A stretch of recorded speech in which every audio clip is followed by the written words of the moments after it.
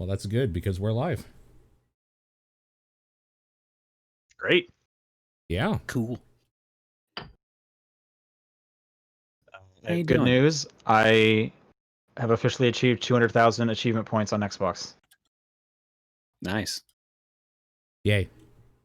Yeah. What's the next goal? 300,000. Yeah. Just keep it going. It just never stops. It just never stops. And the numbers just keep going up, so I just keep collecting them. Playing bad games, playing good games. All points are equal in my eyes. Just playing games. I play games. That's yeah. You may have heard this about me, but I play games. I have heard this. I have not heard that. Yeah. This is news to me. Yeah. In other equally exciting news, Blaseball has introduced Blagen balls onto the field. Excuse me? We're in season 5 right now, and the community reached their first Patreon goal and found a 5-blood Blagen ball. Yeah. Blood Blagen ball? Yeah, a 5-blood Blagen ball. I love when my Blagen balls are full of blood. That's usually when you go to a doctor. Yeah, you got to get that checked out. Yep. That doesn't sound right. No, we don't know what they do, but Sandy Turner did steal 3 bases in 1 inning and found a 3-blood Blagen ball. Yep. We're just waiting for them to find all of them, basically, at this point. Yeah. Yep. The more you describe this, the more completely imaginary this sounds.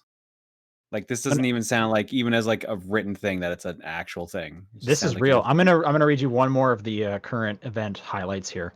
Waves broke over the league, resulting in serious coinage for the fans and leaving 6-pack dog walker confused. True.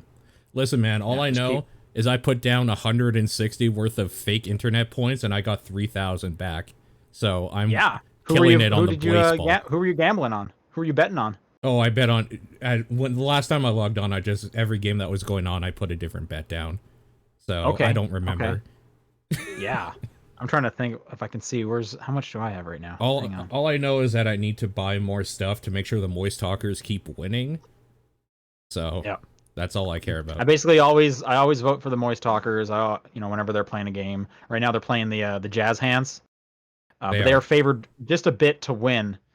Jazz Hands just got one though. They just scored. So yeah, Tamara Crankit is batting. She just struck out, I believe. Yeah. Or maybe she has one more swing. No, she struck out. Yeah, she struck out. So yeah. The more I listen to this, the more I hate this. This is fantastic. Wait, when there's no sports on TV, the one true sport will rise. They also did hit their Patreon goal, so good for them. That is right. I shouldn't get over 8,000, or the Eat the Rich will get me. So I got to make sure I keep spending. True. You'll start to lose money, and then those of us who don't have much coins will just get it from you. Yeah. So I got to keep spending. Which that just sounds great. Comfort September-ish, I think is pitching right now. Ball. We got 1 ball. Strike looking 1-1. Anyways, yeah, I usually just go on. I vote for the weirdest sounding stuff that I don't really know how it will affect things, and then I just kind of head out. Yeah, same. How are the Moist Talkers doing? They're ranked 2nd in their chaotic evil zone, so yeah, not bad. Yeah, they're 46 and 35 right now. Yeah. Damn, Miami Dolly not doing too hot. Anyways, Blaseball continues to be enjoyable. If you're not watching Blaseball, you're doing it wrong as far as I'm concerned. I mean, I'm literally just logging in once when I remember it to put down bets and then log off. So I would highly recommend following the Blaseball Commissioner on Twitter. A lot of people putting out some fantastic artwork where they are rendering these insane names as actual baseball players. I've seen those, yeah. And they're so good. For the teams and stuff. Not only is it like a good representation of what someone with like a claw hand for a head would look like, but it's also just like really good art. So I just can't recommend that stuff enough. So agreed. Anyway, what have you guys been up to in the last week? Not that much, honestly. So many games. Office is getting pretty tidy. So yeah, it's looking good actually back there. Looking good. Almost done. Almost done. Just got to put up the last remaining things on the wall, and then the cabinets where they're gonna live forever. The cabinets are pretty much where they're supposed to be right now. Oh, okay. What I wish I could do is I wish I could swap the asteroids machine with the Ninja Turtles one, because then it would be 2 small ones behind me, so you can still see the shelving better. But the asteroids cabinet sticks out too far up top, so it doesn't fit in the same spot the Ninja Turtles machine's in. Bummer. Yeah, and then I've got there's you can kind of just sort of see it in the corner like a coffee table there.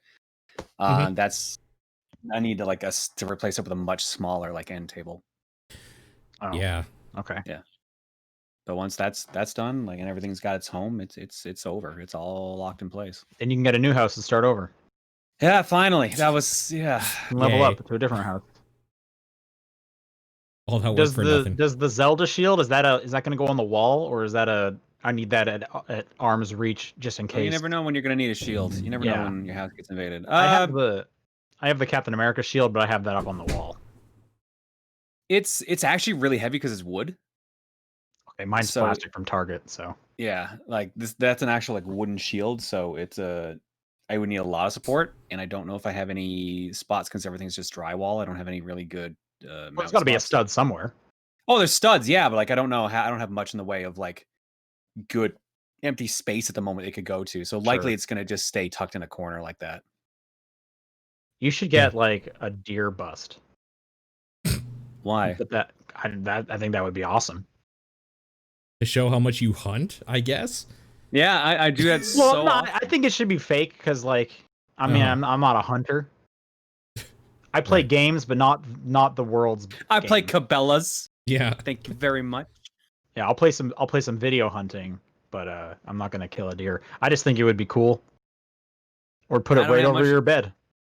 No, that's definitely not gonna happen. That's extremely not gonna happen. I'm running out of wall space is the real problem. So that's why I have so many things left to hang up still. So I'm just where does this go?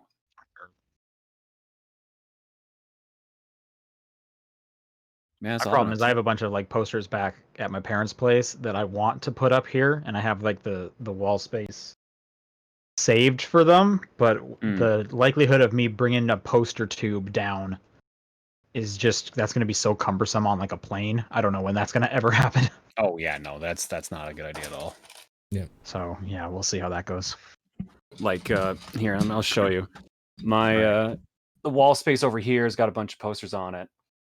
We got Die Hard, we got RoboCop. What's that third one? Army of Darkness. Army of Darkness, yeah. And the last one is Super Nintendo schematic. Oh, okay. Super Nintendo schematic.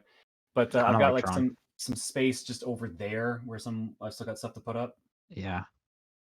And that's basically stuff it's what about this pillar? You got anything on this pillar? This pillar? Oh, this pillar's got tons of stuff on it. Not this side, not so much just a clock, but this side's got This is great for the audio listeners. I know. There's things everywhere. That's the audio takeaway. Yeah. Yeah. Do you guys put posters directly on the wall, or do you frame them all now? Directly on the wall. I frame all of them now. Yeah. But I also don't have a lot of them, so it's easy to frame when you don't have a bunch. Yeah, I growing up, it was just every poster I got, put it right on the wall, cover up every wall space in my bedroom, basically, and then slowly into the basement where the computer was. Now it's very selective. Okay, I like this one. This one's getting framed. No more sticky tab. Yeah. Mine's a mix now. I have a bunch of frame ones, you can see the frame one way back there, and I've got a bunch of little art pieces. So they're just on little art easels and stuff like that. But yeah. Nice. All right, why don't we talk about some games? This is the top-down perspective for September 3rd. I'm Sean Booker. I'm Paul Fleck. I'm John Wheeler. I'm going to go first because I have a feeling I'm playing the game everyone wants to talk about on this podcast. I'm playing Tony Hawk's Pro Skater 1 and 2 Remastered. All right, how is it? It's what you want. They did it. Good. It is extremely good. It is extremely what you want. that is just a blast from the past, a nostalgia trip. It's pretty crazy. Not since have I like since like maybe Burnout Paradise Remastered, where listening to like a specific song, it like warped me back in time while playing this game. Oh yeah, it's reviewing really well too. It's at It 88 is. on Metacritic. Yeah, it's doing pretty great. And it looks real nice. You know, Tony Hawk's doing a bunch of voice acting because he's obviously way involved, so it sounds really nice. The soundtrack is really good, old songs and new songs. I will even say what I really like, and correct me if I'm wrong, I believe in the originals, every time you would start a level over, it would restart the song or move on to the next song, right? It would move on to the next song, yeah. So you only ever really heard 2 minutes of a song. Yeah, right. Yeah. This one, the song just keeps playing from where it is. In fact, you can jump around in the menus, go to a different level, and the song just keeps playing. Yeah, makes sense. Like, but it is just so welcomed and nice, and you can just skip to the next song by hitting R3. Oh, it's mapped to a button. Oh, okay, that's nice. Yeah, interesting. It is super nice. It's such a small thing, but it's just like, this is just great. This is so great. You get to listen to the full songs. You can skip ahead. You can make custom playlists. You can obviously turn specific songs off. Like, they went like above and beyond. They looked at the soundtrack and said, when it comes to a Tony Hawk Pro Skater game, the soundtrack is important, and we are going to give it the respect it deserves. And they did that. And yeah, I feel like that almost tells you what you want from it. Nice. Again, it looks really nice, especially like the HDR is really good. This is one of the games that they like really give you a bunch of controls with the HDR up front, as opposed to just being like, here's your 3 logos, make sure it's right. They give you like 3 menus of that to make sure you got like your white points and your black points real nice. So I definitely appreciate that because you can kind of tune it to whatever you want it to be. Trying to think what else. It just the characters they look good. They look old. Yeah, that's which is kind of nice. They are old. Yeah. And like as someone who played the original and then obviously grew up, like it's kind of nice being like, yeah, I just kind of want to see you as you are now. Like you guys grew up, I grew up. So let's not make it weird or something. You know what I mean? Like, I don't know. There's something about that I feel is endearing. So that's nice. But yeah, it's really cool what they have done to these levels to make them look better. Because they've also just like, you know, obviously they look a lot better and there's so much more detail and things just look like wet and stuff. Like they almost look like brand new stages despite having like the exact same geometry. There are small changes here and there. For example, stuff like from Tony Hawk 1, if you remember in the mall level that was just kind of like a long path. Yeah. And then you would get to like this kind of outsidey area for a little bit and then it would end. That outsidey area is pretty much gone at this point. Once you kind of exit the mall, you're done. But if you still have time on the clock, they just put you back at the beginning to keep playing. Yeah. Oh, okay. So it's that's what the so it's kind of like remakes have been doing, which makes sense. Like, why wouldn't you? I was gonna ask, how many downhill jam stages are there this time around? Because everyone knows like Tony's been notorious about saying he loves downhill jam stages. But most players don't. I haven't gone through every single stage yet. I've been jumping between 1 and 2, and I want to say I'm maybe a third of the way through each of them. I want to say one of them has 9 stages, the other one has 8. I can't remember which is which at the moment. I think 2 had more stages. I'm pretty sure. My friend, so I don't have much history with Tony Hawk's Pro Skater 2. I just played a ton of 1. And then just like seen Let's Plays of 2 and stuff. My friend who is more of that was telling me, I guess there was a Tony Hawk's Pro Skater 2X or something. Yes, there was like which had additional tracks. I don't believe those are in there. If I was that makes sense. Yeah. So just like the base stuff. What else? What else can I say? When you bail.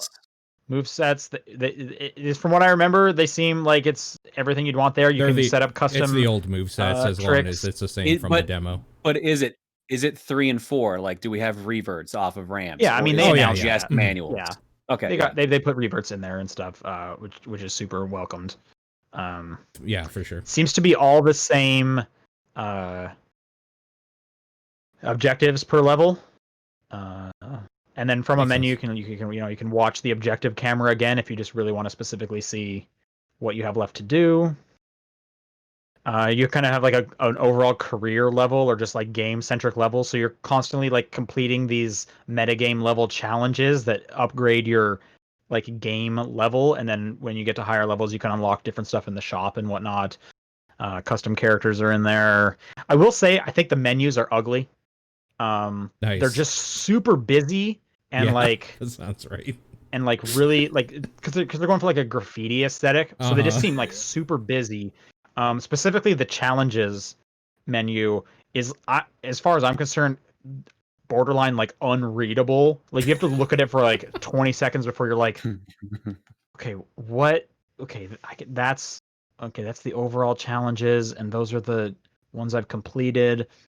Like there's just so much going on design wise. It actually makes me remember DJ Hero 1 similarly went for a big graffiti album art design to their menus, super busy. And then when DJ Hero 2 came out, they like minimalized it a bunch, made it super clean and nice. Yeah. Which then just makes me think of DJ Hero, which is great. But then I get sad because DJ Hero's gone. Right. But I am going to see my parents in a few weeks. So maybe I'm going to bring DJ Hero back with me. Just put that in a backpack.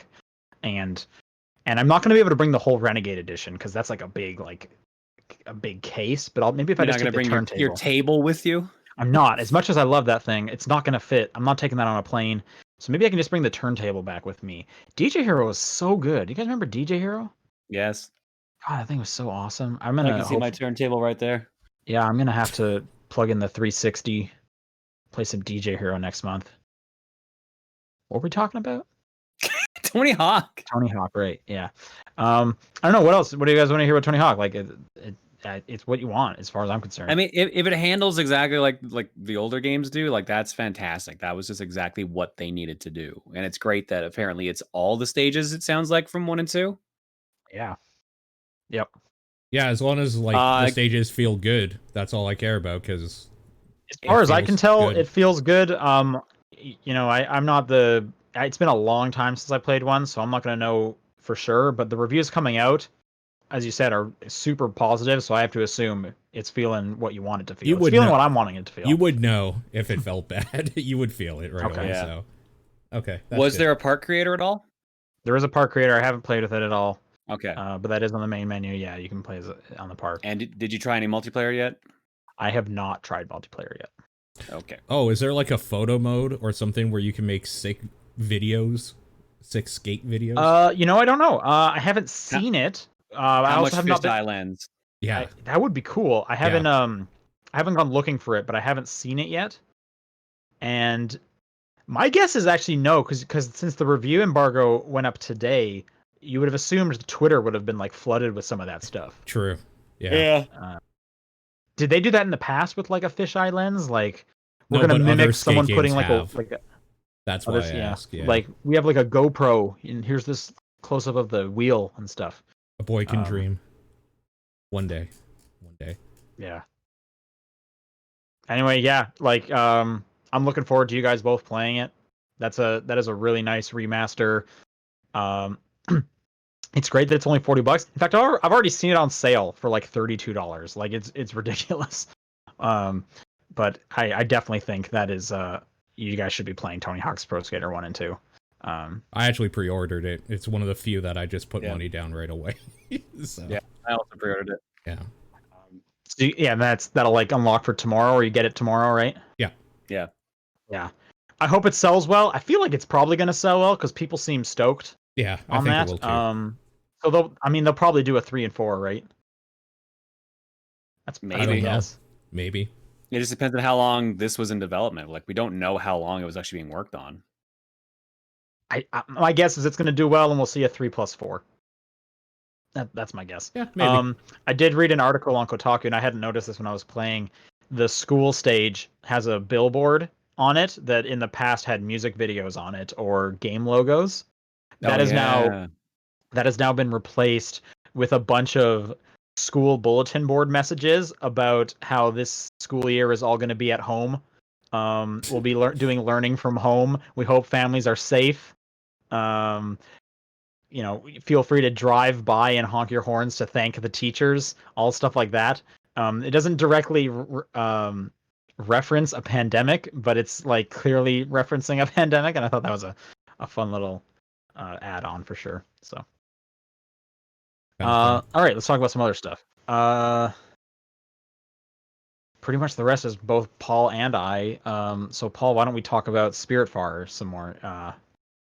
Yeah, I talked about it a bunch last week, so why don't you jump in? Yeah, okay, so just to remind everybody what this is the hand-drawn, nice mini management game by Thunder Lotus, where you play the replacement for Charon, the boatman that takes souls to the end of their life, basically.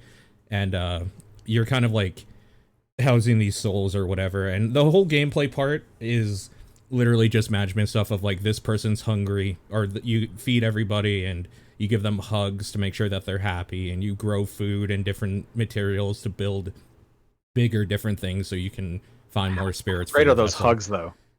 The hugs are pretty good, yeah, until you meet the person who hates hugs, and then it's just like, well, this is weird. Which one hates hugs? Okay, we're not going to talk about this stuff because it's just spoiler then if you haven't met them yet. Like, how many? There's 11. I'd be surprised. There's 11. I have, I believe, 3 left to send off. Okay, you haven't met the dog lady? I guess I haven't. I'm surprised that you passed me, because I've been playing that game a lot. Yeah, I'm probably 30 hours in, roughly. Oh wow, yeah. I've been playing it all the time, like all my spare time. Who's your favorite spirit? I'm gonna be real. I like Atul because I can feed him anything and he doesn't care. Everybody else is enjoyable. A lot of really good just expressions and reactions from him. Yeah. I really like the hummingbird and his brother, the bull. Okay. They're great. I wasn't huge into that one. I liked the bird. Which one? Oh yeah, the Gustav, I think is his name. Gustav, yes. Yeah. Great name. Great. I thought he was great. I love the way he looks. He's probably my favorite. He's very cool. Yeah. What about the weird like mushroom kid? That's a sad one. Mushroom kid's good. That one's sad. Yeah. There's a Giovanni, although he sucks, I just liked his character design. This flirty lion that would just like sulk around the ship. Giovanni's such a piece of trash. Such trash. He definitely is. And I just got a buck.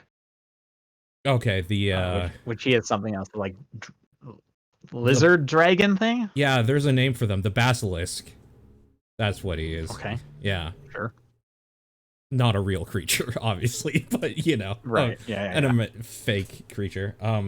So the thing about this game, though, is that it really deals with people kind of dealing with letting go and like being ready for death. It's all about death and like letting people go, and it's fucking heart-wrenching and terrible because you have the thing where it's like every morning I ring the bell, feed the people, give them the hug, and then eventually they're just like, you know what, ready to go, and I'm just like, but tomorrow we're gonna ring the bell and feed you, and oh man, it's the worst. And like every spirit there is a different person with like, so like the reason I said the like weird toadstool kid is like sad is because it's literally the spirit of a kid that died. One of them is like your grandmother, and like even her spirit form is like you have to help her walk around, and she like that one's pretty sad. That one's pretty hard. She like forgets who you are every now and then. It's fucking rough, dude. Like it is so heart-wrenching. I don't feel like it really presents it in a such a sad way. There is I feel like there's kind of a positive twist on like. No, it presents it in a very earnest way. These characters don't feel sappy and like they're there to make you sad, but their stories like are sad, and like it's all dealing with death and stuff, and it's really, some of them are really hard to like just be like, I don't want this character to leave. Like I really don't want You basically talked me out of getting this game with the grandma one, because that is exactly what happened with dude, mine. that one is fucking hard. It's like she has Alzheimer's or something and keeps like referring to your character as her daughter. Literally what happened to my grandmother. Dude, it's the worst. It's actually terrible. Can't do it. Yep. And she's like one of the first ones.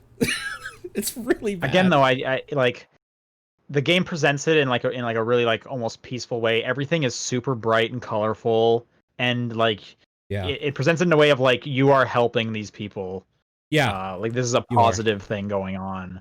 And I think the whole like send off animation thing looks so nice with like the arch and the circle. Like it's just really well done. The animation priority in this whole game.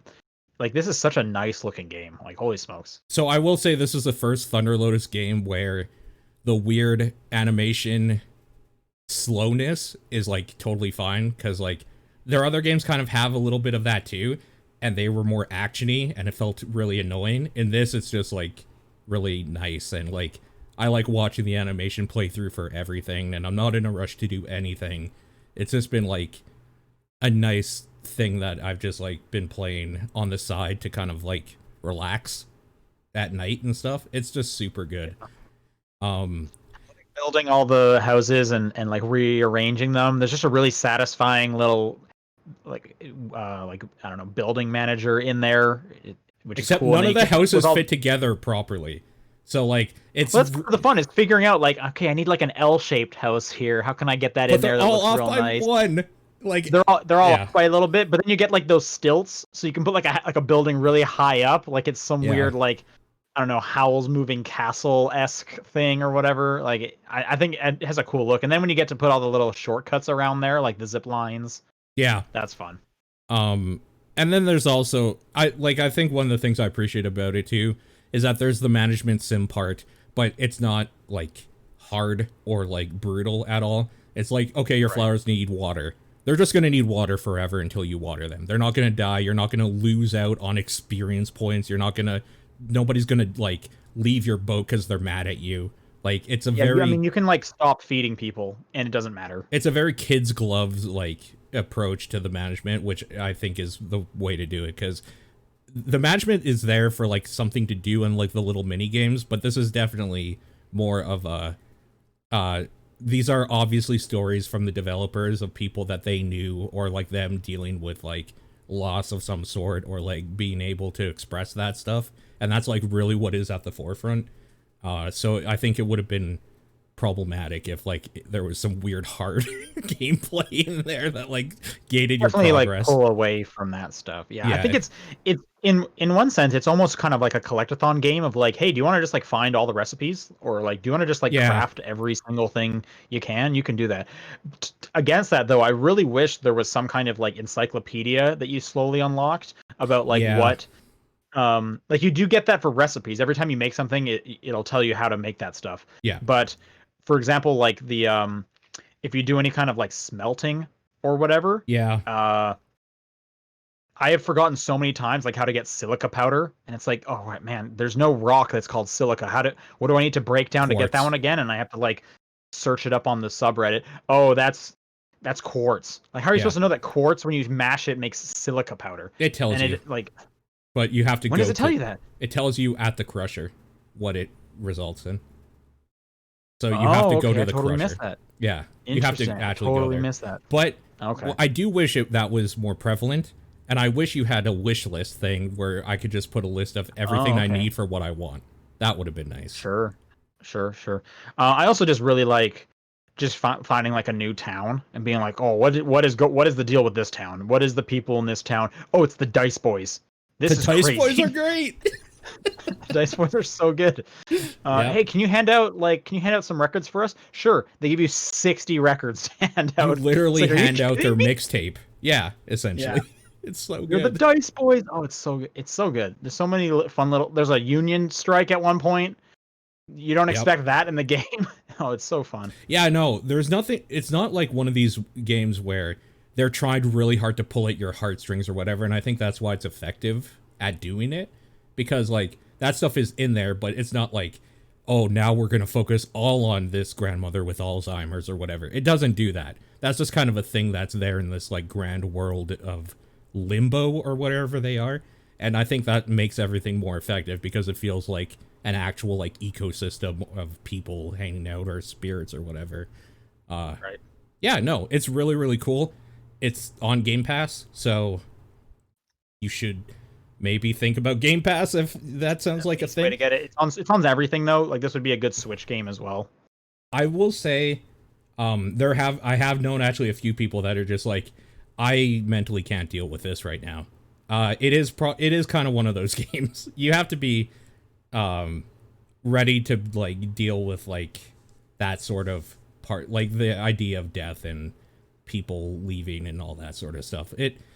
It's does it really earnestly, and it's really nice, and nothing about it is like crazy, like I don't know, like over the top or anything, but it does deal with some stuff that people might not be able to deal with at some points. But overall, I think it's super cozy. It's definitely worth like the $30 or whatever if you don't have Game Pass to check it out. But yeah, I'm digging it. It's probably one of the best games I've played in a long time. That's just like a cozy sim sort of thing, for sure. All right, continuing games we both played. Why don't we talk about Wasteland 3? I've been playing this only co-op, and it's fucking great. Yeah. I mean, I love the Wasteland games. They're the Fallout games that we never got, so. This is my first Wasteland game. I'm only playing it in co-op, so I'm actually not super far. I'm about 5 hours. I want to say we're probably around that too, but it's been going pretty slow. Like the fights are just kind of slow for the most part. Trying to think story-wise, where are we? We just finished doing the casino nightclub. Yeah, Little Vegas. Yeah. Whatever. Yeah, we did that one. We too. Just wrapped that up. Yeah. So that's where I'm at. Who did you start as? What group of characters? We created our own. Oh, okay. We did the father-daughter. Father-daughter's good. I think the punk lovers would have been a good one. They have some good skills that would have been good. The rest of them there's like a tech one that we kind of liked that seemed cool. Yeah, I mean they're all okay. We kind of wanted to create our own, so it is only a 2-player game for co-op, even though you have multiple people in your party. And the way the character creation goes is that you create the lobby and then you both create your own character at the same time, so you're not wasting a whole bunch of time doing one or the other.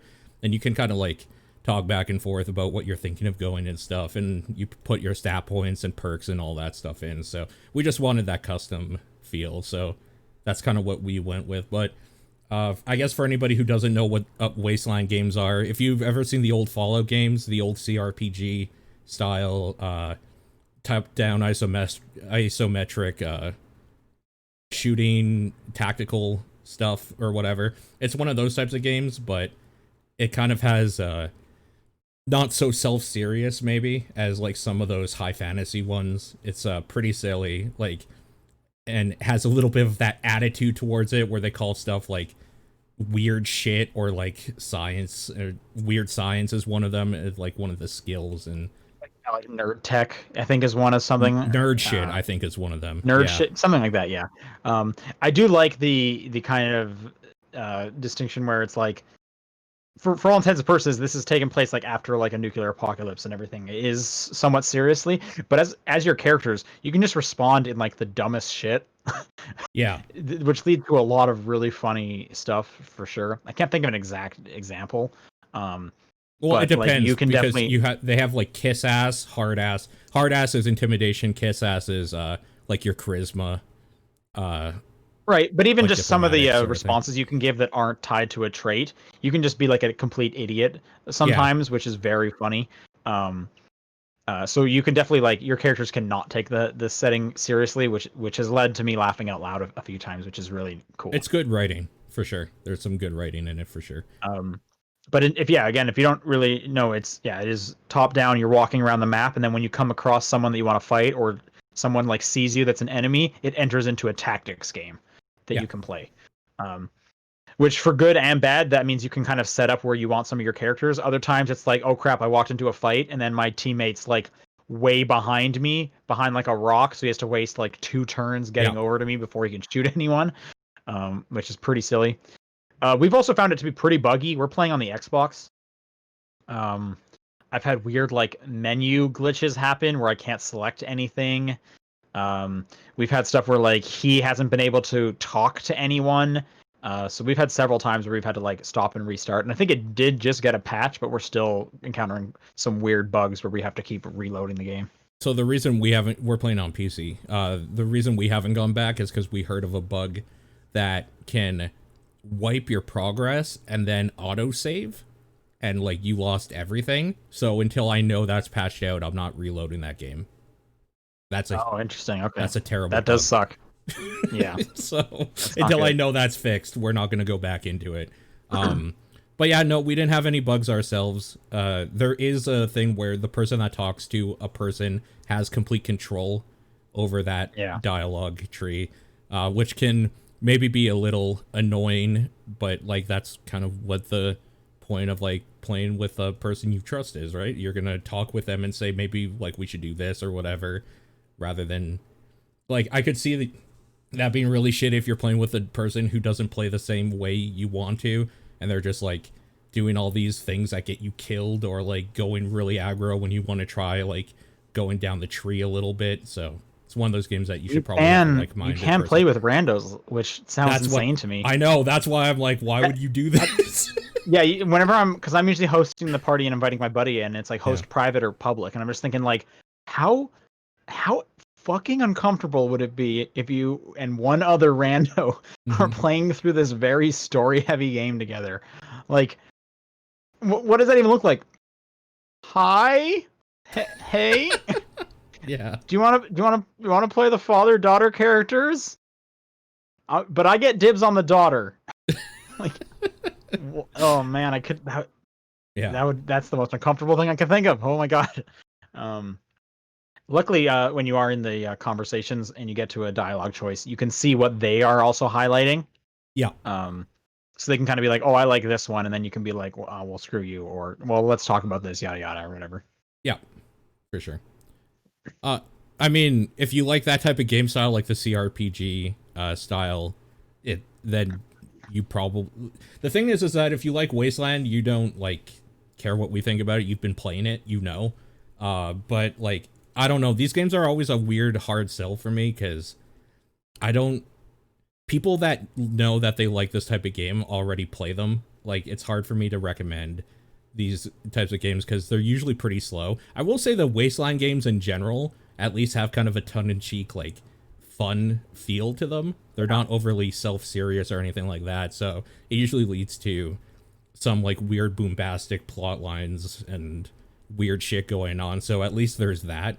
But you have to be ready for, like, a bunch of story stuff going on and, like, stat points and perks and choices and min-maxing and a little bit of that here and there. It is pretty much fully voice acted, so there is that. You don't have to like do a whole lot of reading yourself. You can just listen to the dialogue, and all the voice acting is good so far that I've seen.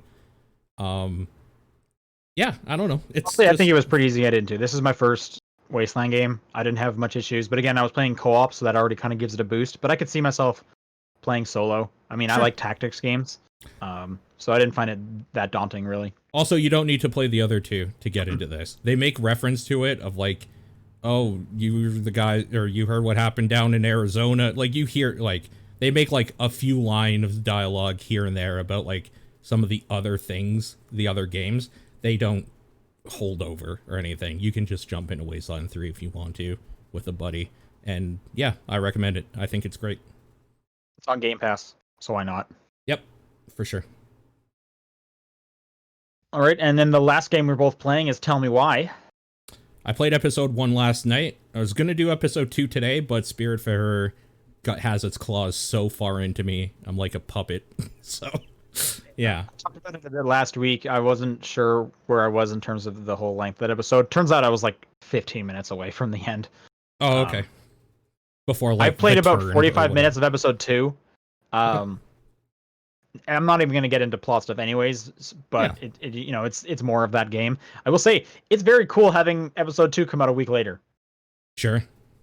Yep. Like, because when I finished episode 1, I was like, I'm enjoying this. I'm looking forward to the next one. And then knowing that it was coming in like 5 more days, that was just great. And sure. Yeah. So playing it already, that's super fun. But yeah, no, you haven't talked about it yet, so go for it. Yeah, I think the thing that I think is interesting about this game is when I was starting it, I was making the comment about how like there's a reason why memory isn't admissible in as evidence in like court. It's because memory is fucking garbage. And this game like kind of takes that into account, which I thought was fucking cool. There's like literally a part where it's like, I remember it this way. I remember it this way. You, the player, how do you think it actually went? And then like you can do different storyline stuff that way. Like I think that's just super cool. Right. They do that again early on in episode 2. Yeah. And there are definitely multiple ways that this situation seems like it could read. I kind of hate the main characters, but... Oh, really? I like them. The twins? Yeah, I think they're petulant, just jerk asses. And, like, but... Weird. Also because I feel like it's really hard to talk around this. What happens with their mother or whatever, it really, really seems for a long time until maybe, like, the last little bit of the first episode that their mom was just trying her best to like survive or whatever, and the kids were just being a bunch of little shits the whole time. And then like there's this weird turn. Still don't know what's going on because obviously we're not going to until the last episode, I'm sure. If even then we know. It's only a week away. Yeah, so in a week we'll know. And it's just super weird, but it's like one of those situations where you could read it where it's like, oh yeah, these kids are right, their mom is crazy, and she is kind of crazy, but I was reading it the other way. It's like, this mom is stressed out, she obviously has pills on her counter, she's trying so hard to like cope or whatever, and these kids are just the fucking worst, and they just won't shut the fuck up ever. I think they're kids, stuff. right? That's the thing, right? Is that it's one of these situations where no character necessarily is good or bad yet, except for like a monster thing maybe that they don't talk about. It's weird. It's like it has that weird thing where it's like, oh, there might be like an actual thing going on with like the supernatural besides like the twin thing or whatever, the game mechanic. I think the stuff that the like big book of the like 2 goblins or whatever and the princess, I think that stuff's kind of a neat way to maybe like help you through some puzzles and stuff later on. There's literally a puzzle that you need to solve by reading like one of the stories that the mom wrote about her and the kids. Yeah, I don't know. I think there's a lot of good stuff in there. And I want to see more of how they work with the like twins remembering situations differently or the same, or like this weird like how this story is going to come together from 2 different perspectives, because you do kind of jump around between the 2 of them. It's neat. It's a neat thing. Because you didn't play Life is Strange 2, correct? I played the first episode. Oh, does it make you want to like play through that? No, I don't think so. I think the writing so far has been better in this one. I think the characters are more subtly like characters. I don't know. I like, it's hard to talk about because I only played one part of Life is Strange 2, but it felt really stereotypy. Life is Strange 2 is really good. You should play through it. Yeah, maybe. So. It just turned me off. That first episode is nothing but like, oh, Mexicans and bigots. Okay, great. Like, I don't know. There's more nuance right now so far. I will say this in Tell Me Why. It's kind of neat that the character has already transitioned and is just like not struggling with their identity. Like, that's not really a thing that's going on in the story right now. They know who they are, and I think that's like kind of cool, because usually when they have a trans character, it's the story is like revolved around them trying to figure out who they are and how they feel about stuff. Tyler definitely knows how he feels and who he is, and I think that's kind of neat that like it's a fully post-transition thing, and they kind of like have little nods to.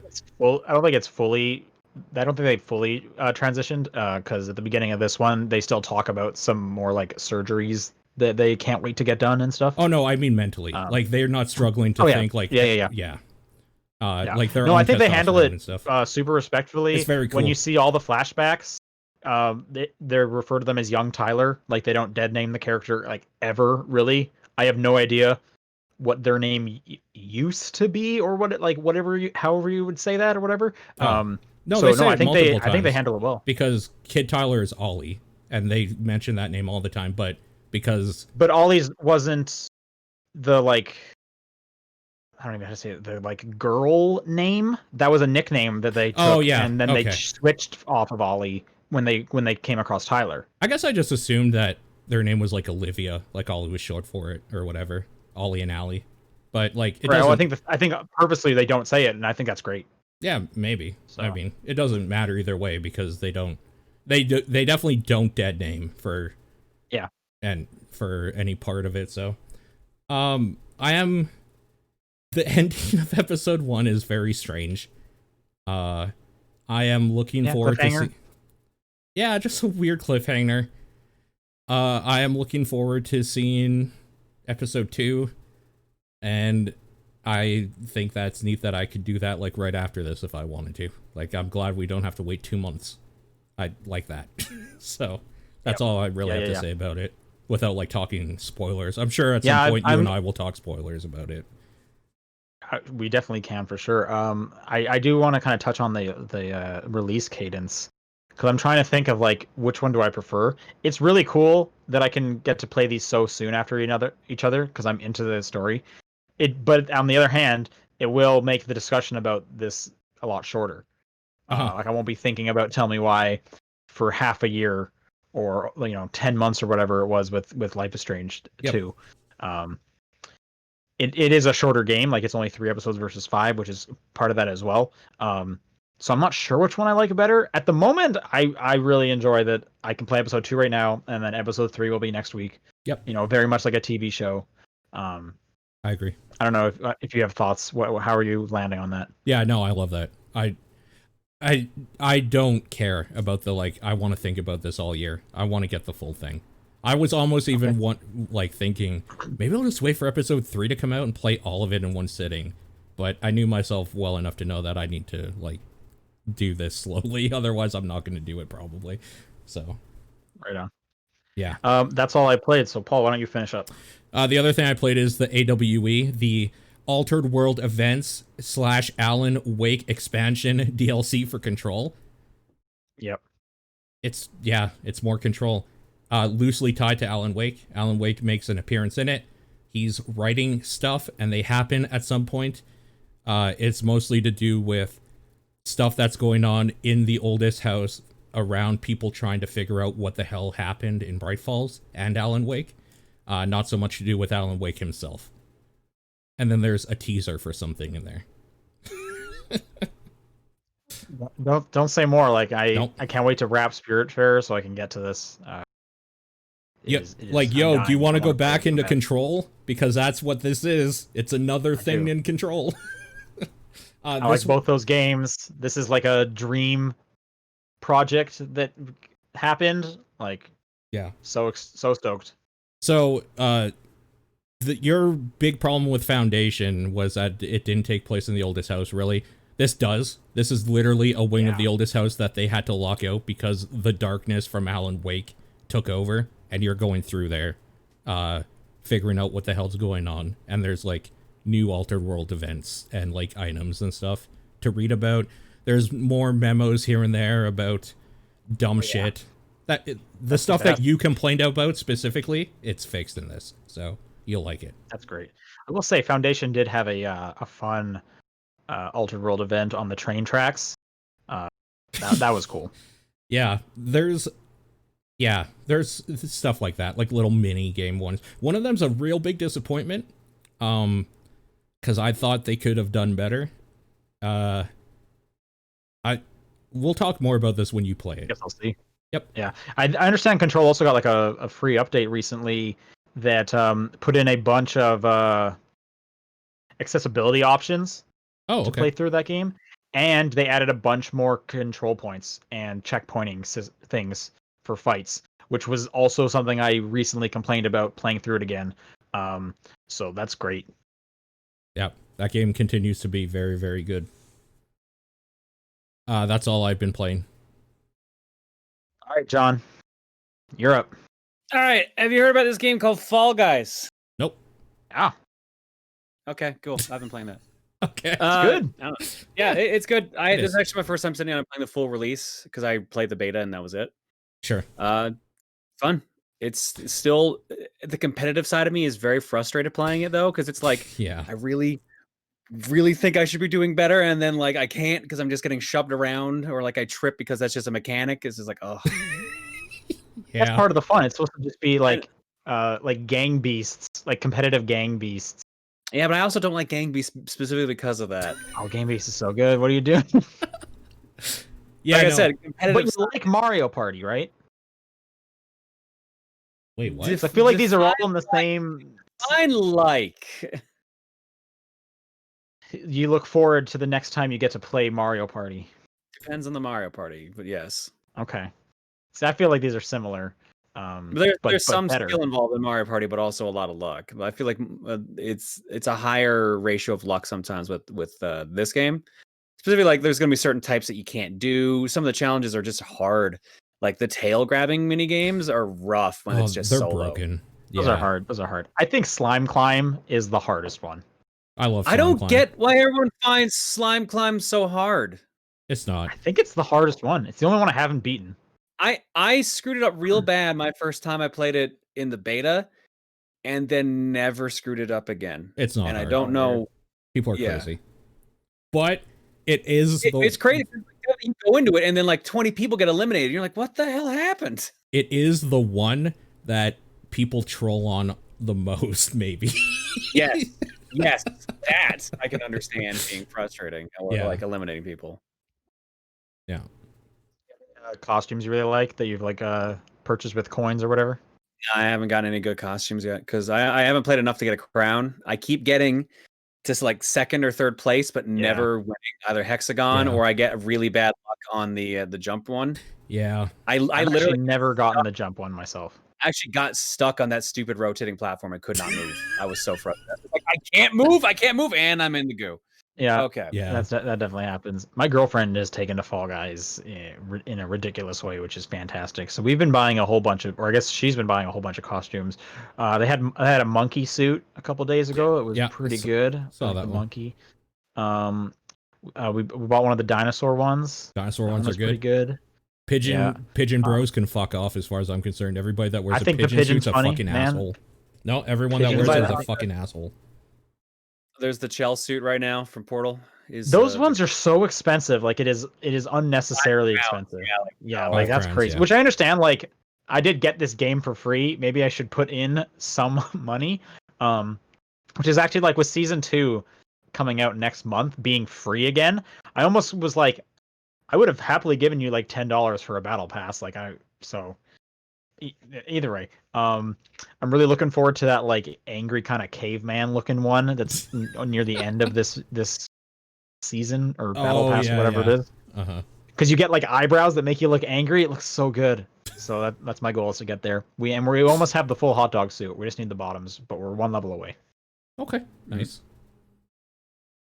Yeah. Other than that, I was playing. We finished up Golf Story this week on stream. Oh, yeah. Okay. Yeah, that was a disappointment. Damn, that sucks. I like that game is good. That story falls apart in the second half, dude. Like nothing happens in that second half.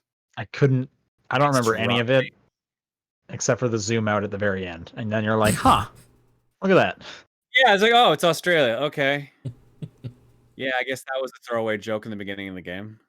I don't know, man. This got oversold to me. This was overhyped to me, and I was honestly disappointed. So you would not recommend it? I still haven't played this thing. If you like the Mario RPG style game and you want to play a golf RPG, it's really your only option at the moment. So by that logic, sure, I'd recommend it. The writing there are some really funny moments in there, but they're pretty spaced out, honestly. Like I said, the first half seems pretty heavy. Like there's a lot of funny stuff that happens in the first half.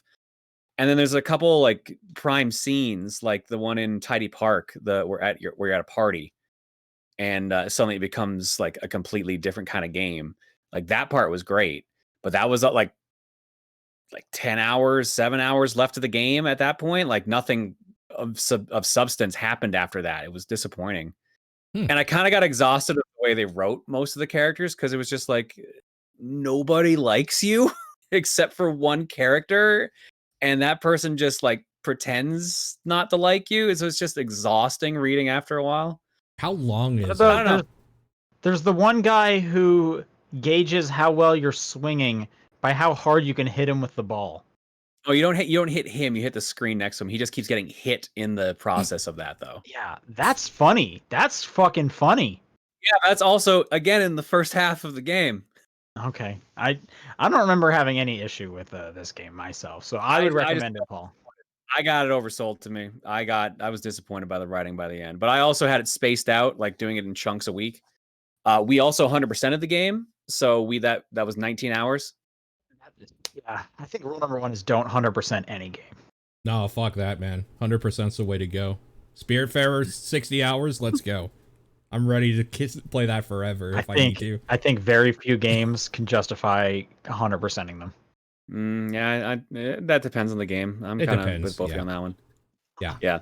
But I mean, like for doing all the challenges, like you got extra money. There were some funny challenges, like driving the drones, like remote control racing, stuff like that. Okay. But yeah, no, I kind of am on it by the end of it. Sure. That sounds pretty long for like a kind of gimmick game. 19 hours. It is an RPG. It is an RPG at the end of the day. I am curious though how the sequel is going to be. So I'm going to keep an eye on that just in case though. Because I feel like that one thing that might actually keep the pace up would be also like swapping genres a bunch. Sure. So we'll see how Sports Story is. Yeah. But the other thing I was playing was the Final Fantasy Crystal Chronicles Remaster. As somebody who never played this, should I get this? This is complicated. There's no other way to say this is complicated. Okay. So this, for those who don't know what this game is, I played this on the GameCube and remembered not liking it. So yeah, this is a remake of a GameCube game that required 4 Game Boy Advances to play the game 4-player. Right. Yeah. Specifically because everyone had like menus they had to go through for their abilities and stuff like that, and items you picked up. Yeah. As a result of this being on modern systems, there is no local multiplayer in this version. It is online only if you want to play multiplayer. Okay. Hell yeah. Let's go. It is cross-compatible, so you can play the Switch version can play with the PS4 version. Okay. I don't remember if there's a Steam one. No, I don't think there is. But oh wow. Only the host gets progress when you play the game. Oh, that's the worst. Oh my god. Yep. That already is very bad. Yeah. You save your items you get. So if you like get any relics and stuff like that, you keep those, but you're like back in like the first mission by yourself in your single player. Okay.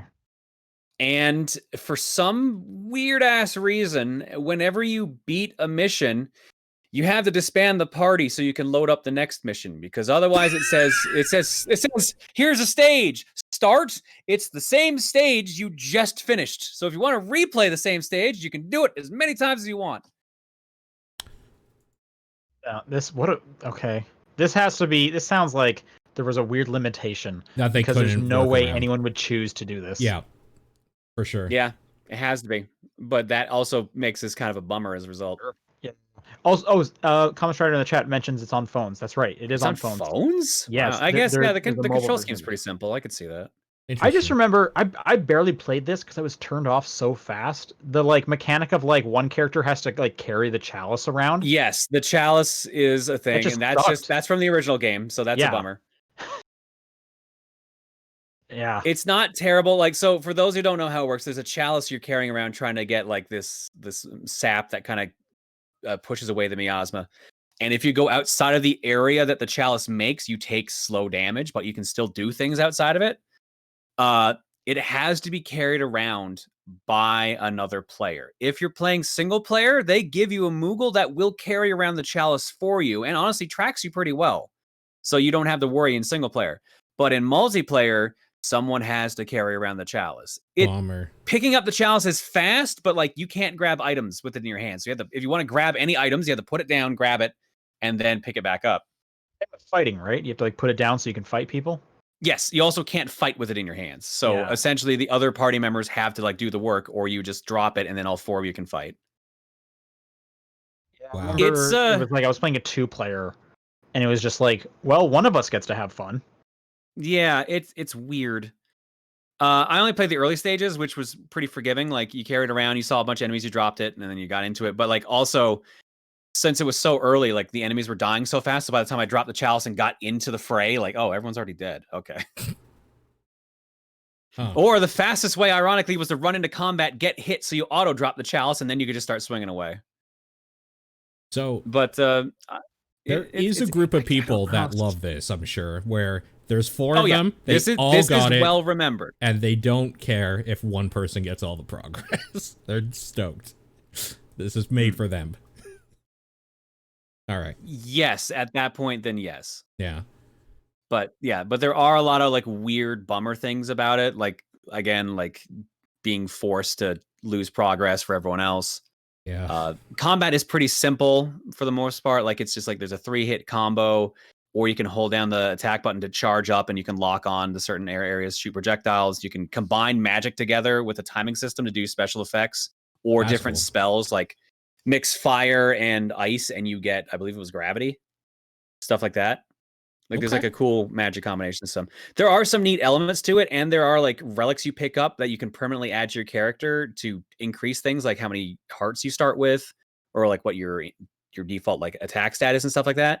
But there's only so many you can use, so you got to like balance it out. Each mission has its own like magicite that you find in it, so you don't need to pack spells or anything like that. You just need your default inventory with healing items and stuff like that, and just you work out the rest that way. I'm curious about playing it more. I'm probably going to try a bit more single player and then try some more multiplayer, because ideally we would like to do this for the Runaway guys at some point, because we talked about doing the GameCube one. But since meeting up is not going to be an option for probably half a year, we're looking into this online one. So, but yeah, it's got a lot of weird quirks to it. So that's going to make it a tough sell for some people. You can get it for about $30 US right now, and I believe it's got a bunch of DLC, which unlocks like extra characters and extra costumes you can play as, and that's like another $20 to $30 too. The best thing about Crystal Chronicles, when I was a kid, we went to Vancouver for like a road trip, and we met up with one of my mom's friends, and he gave me and my sister $100 just because he's like a rich family friend or whatever. Okay. So that means $50 was for me. I spent that on Crystal Chronicles. That was the best part of Crystal Chronicles, is I got $50 from a family friend. When you're a kid, holy smokes, that was crazy. Yeah. Sure. Yeah, Lineback puts it perfectly in chat. It's what I gather the problem with is that it's too faithful to the original. Yeah, to a fault.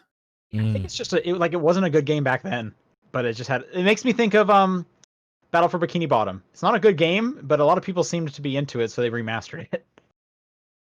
I think with a 4-player multiplayer experience, it might be a bit different, but I haven't had that experience yet, so can't tell you for sure. I never did 4 players either. Yeah. Who had 4 Game Boy adapters? That's why I never played it. Because why would I play it? Yeah. Why would I play that? And like your options were Final Fantasy or Four Swords, and I'm gonna be real, Four Swords is a much better game. Four Swords is good. Yeah. Four Swords is excellent.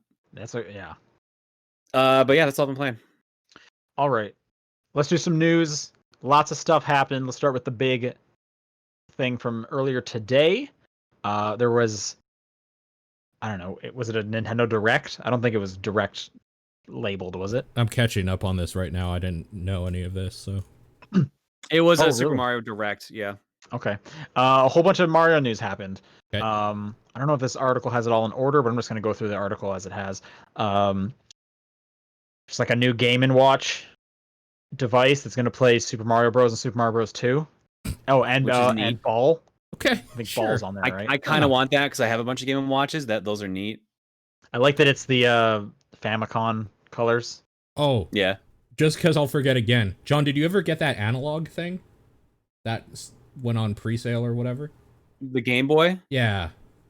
No, because my fucking credit card company blocked the purchase. Son of a bitch. Oh. And they sold out of pre-orders, so I'm pissed about that still. That sucks. That Game & Watch is coming November 13th. Oh, did they give a date for that? I missed that part. That's what the article says. Oh, okay. It's loaded with Super Mario Bros., Super Mario Bros. The Lost Levels, and like I said, Ball. If you're a big Ball fan. Big Ball fan. Okay, this article is definitely not in order. But I'll just go in the order as it is. The rumored 3D All-Stars collection is indeed real. Super Mario 64, Sunshine, and Galaxy. No Galaxy 2. Bummed out about that. Galaxy 2 was way better. That's the thing is I would have been more excited for Galaxy 2 because although I have played all 4 of these, for some reason I just didn't play a ton of Galaxy 2, or it just left my mind completely.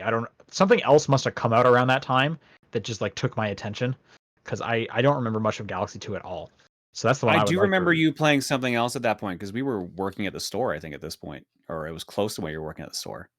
It would have been close, yeah. I'd have to go back and kind of look at like a release lineup or something. But anyway, until March. What? Yeah, okay, so this is the thing that everyone's upset about. Okay, so hang on. Let me quickly just finish the setup. All 3 of those games in one package, $60, so full game price. That launches on September 18th. Until March 31st, 2021. Then it's not on sale anymore. Yep. Great. What? Both physical and digital no longer on sale anymore. Yeah. What? So here's the thing. Nintendo has done this before, and it's still fucking stupid. They did this before? What'd they do this with? Yes. Super Mario All-Stars for the Wii. They did this exact same thing. They only sold it for like 4 months, 6 months, and then they never sold it again until like 3 years later. They just made it a permanent release when they did Greatest Hits. They also did this with Metroid Prime Trilogy for the Wii. It was also only available for like 4 months.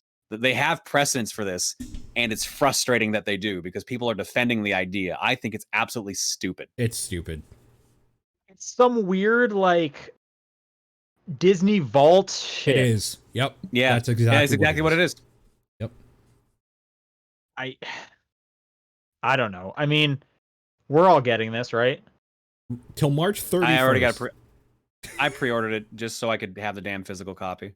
Yeah, makes sense. I mean, I'm gonna get a digital copy for sure. Yeah. This actually is gonna come out at a really nice time because in a few weeks I'm gonna be flying home for like a weekend, and now I got something to like play on the plane. So that's pretty great for me. Yeah. Just going around the table, which of the 3 games are you most excited about revisiting? Galaxy. Sunshine. Galaxy for me as well. Sunshine, really? Sunshine is bad. No, it's not. It's the only one that actually changes the physics on how you move around because of flood. Galaxy right on different planets. Yeah, I hate Galaxy. I like Galaxy. I kind of the other ones I'm just not super interested in. I have heard Galaxy 2 was better. So I never did play it because I didn't like the first one. So I mean, I'm hoping it's DLC.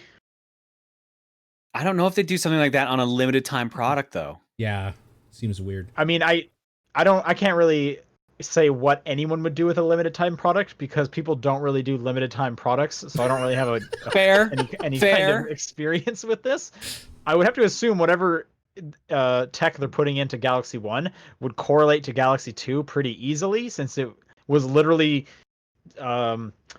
titled Mario Galaxy More on the development side. Did you guys see that little thing that popped up last week?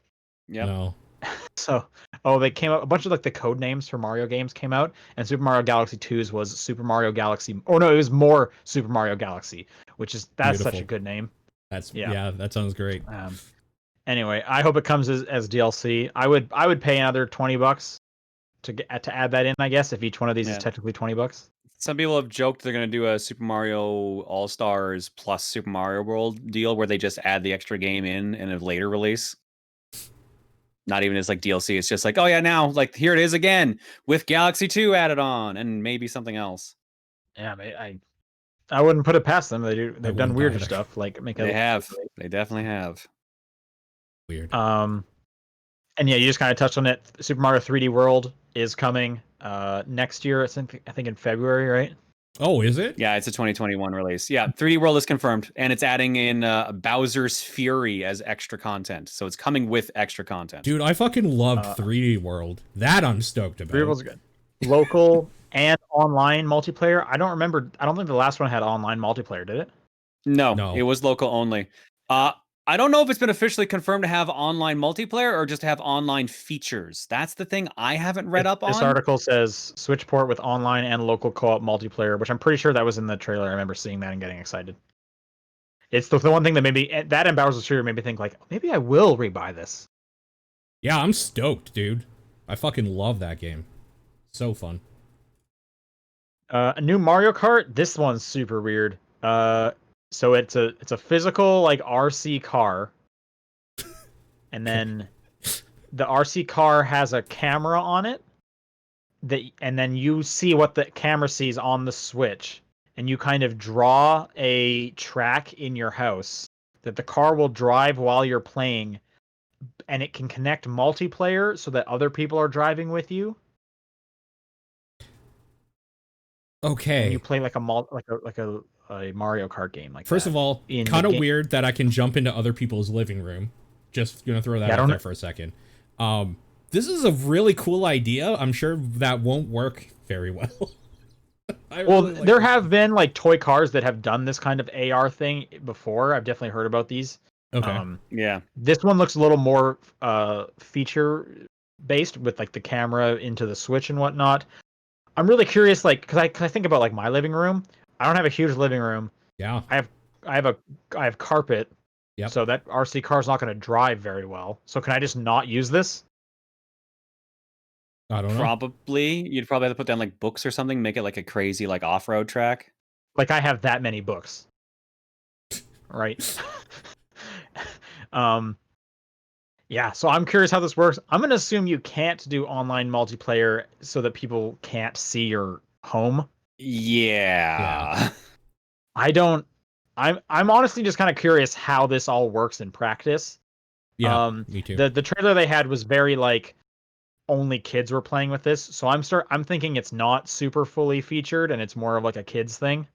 Yeah, that's likely what it is. Because like there's been a bunch of like Mario Kart like toys for a while. They've teamed up with like Connects, a bunch of other company brands. Like this Mario Kart has a pretty decent toy line following. Yeah, I'm curious. I'm just super curious about it. I would just like a new Mario Kart, honestly. Also that, yeah. What's wrong with that? Okay, a Mario Battle Royale titled Mario 35, otherwise known as the 35th Super Mario Brothers. Yeah, finally we got there. What the fuck? You and I don't know, is it 34 or 35? This looks really cool, by the way. This looks really cool.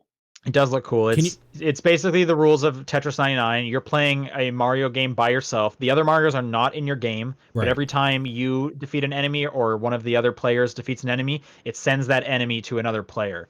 So you're going to have a bunch of enemies popping up on your screen. Oh. And much like Tetris 99, you can use the right stick to focus on specific That's way cooler than I thought. Okay. Neat. This is going to be a free thing for Nintendo Switch Online subscribers, which that's everyone, right? Yeah, until March 31st, 2021. You're fucking kidding me. Really? This is a limited download again. I don't see a release date for this. It is October 1st. That sounds familiar. That sounds right. Yeah. That's weird. Yeah. Yeah. That's so here's the thing. Cool. There was a fan-based battle royale Mario 1. This was a very popular thing probably a year ago now. Yep. And it's technically still active under a different name, I believe, but this is another project that Nintendo shut down. And I guess because they were working on it themselves, I don't know. The timing on this one, they could have also built this one specifically after seeing how popular that one was. We can't even tell at this point. I like this better. So the one that John's talking about is kind of what Soviet Jumpman or whatever is now too, where you're Soviet all Jump on the Game, same, yeah. You're all on the same screen. I kind of like this idea, honestly, where you're like. Honestly, I do too. Yeah, I kind of like it. Honestly, it's cleaner is my thing. I'll be able, I'm pretty sure John played that fan-made battle royale thing. It's a fucking mess. I have not played. Oh yeah, you can't see. It is a mess from what I've seen. Yeah. Yeah. So because what happens is you see the shadows of every other Mario on top of everything. It was supported up, and it supported up to 100, wasn't it? It was a lot. Yeah, I don't remember if it was a lot. So like it's a mess to follow. Yeah, no, this is clean. This is a lot cleaner. Yeah. Also, looking at this screenshot I'm seeing in the Kotaku article, you can see the badge system like they have in Tetris 99. So I assume that means you get sent more enemies if that person clears them off.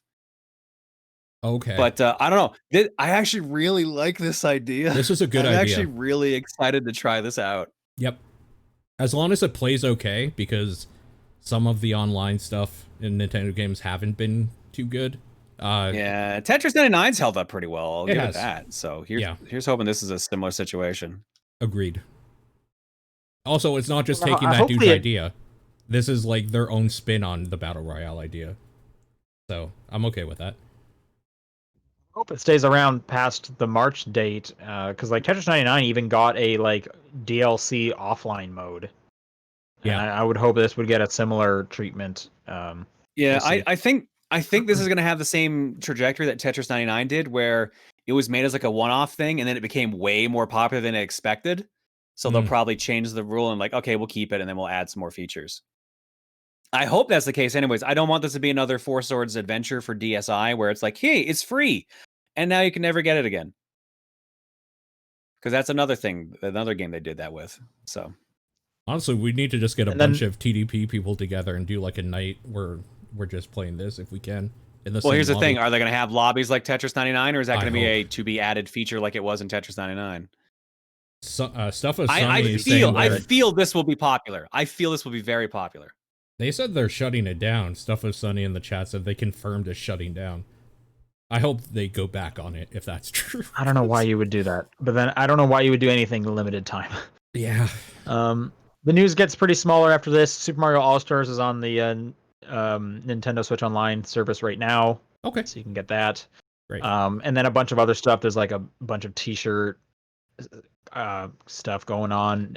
Mario stuff coming to Animal Crossing. Some Mario Kart Tour garbage. Yeah. Those are the highlights. So. Okay. I'm looking forward to the 3D All-Stars. And it's soon. Like I said, 2 weeks. So that's cool. One little follow-up thing I'd come across is, so for 3D All-Stars, if you are going to play it on a Switch Lite, let me just read this quote for you. If playing on Nintendo Switch Lite, detached Joy-Con controllers are required. Oh. Weird. Which is insane to me. That is absurd. And I feel bad for anyone who has a Switch Lite.